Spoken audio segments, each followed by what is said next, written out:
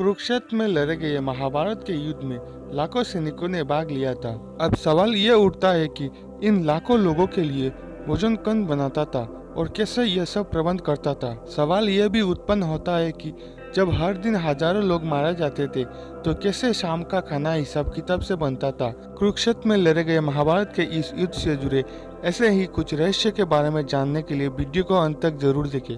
45 लाख से ज्यादा सैनिक। दोस्तों, श्री कृष्ण की एक अक्षौहिणी नारायणी सेना मिलाकर कौरवों के पास 11 अक्षौहिणी सेना थी, तो पांडवों ने 7 अक्षौहिणी सेना एकत्रित कर ली थी।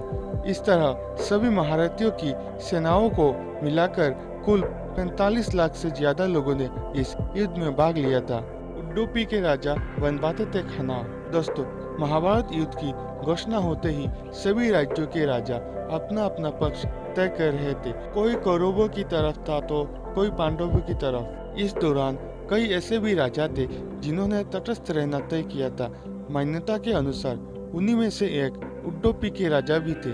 उन्होंने श्री कृष्ण के कहने पर भोजन का प्रबंध संभाला। किंवदंती के अनुसार उन्होंने श्री कृष्ण के पास जाकर उनसे कहा कि इस युद्ध में लाखों योद्धा शामिल होंगे और युद्ध करेंगे, लेकिन इनके लिए भोजन का प्रबंध कैसे होगा। बिना भोजन के तो कोई योद्धा लड़ ही नहीं पाएगा। मैं चाहता हूँ कि दोनों पक्षों के सैनिकों के लिए भोजन का प्रबंध मैं करूँ। श्री कृष्ण ने उडुपी के राजा को इसकी अनुमति दे दी। कैसे तय होती थी भोजन की मात्रा। अनुमति मिलने के बाद राजा के समक्ष यह सवाल था कि प्रतिदिन में भोजन किस हिसाब से बनाऊंगा। खाना कम ज्यादा तो नहीं होगा। उनके इस चिंता का हल भगवान श्री कृष्ण ने निकाल के दिया था। आश्चर्य की बात तो यह है कि 18 दिन चलने वाले इस युद्ध में कभी भी खाना कम नहीं पड़ा और ना ही बड़ी मात्रा में बचा। ये कैसे संभव हुआ, इसके बारे में आगे जानेंगे। इस तरह से निकला इसका हल। दोस्तों, युद्ध के अंत के बाद युधिष्ठिर ने उडुपी के राजा से पूछा कि आप किस तरह से जान लेते थे कि आज इतना ही भोजन बनाना है। तब उडुपी के राजा ने इसका श्रेय श्री कृष्ण को दिया।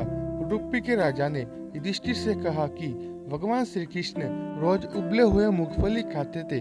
जैसे मान लो उन्होंने 10 मूंगफली खाई तो मैं समझ जाता था कि दूसरे दिन 10,000 सैनिक मारे जाएंगे। अंत दूसरे दिन में 10,000 सैनिकों का खाना नहीं बनाता था। इस तरह भगवान श्री कृष्ण के कारण हर दिन सैनिकों को पूरा भोजन मिल जाता था और अन्न का अपमान भी नहीं होता था। कर्नाटक का मठ। कहते हैं कि कर्नाटक के उडुपी जिले में स्थित श्री कृष्ण मठ में यह कथा हमेशा सुनाई जाती है। ऐसा माना जाता है कि इस मठ की स्थापना उडुपी के सम्राट द्वारा ही करवाई गई थी, जिसे बाद में श्री माधवाचार्य जी ने आगे बढ़ाया।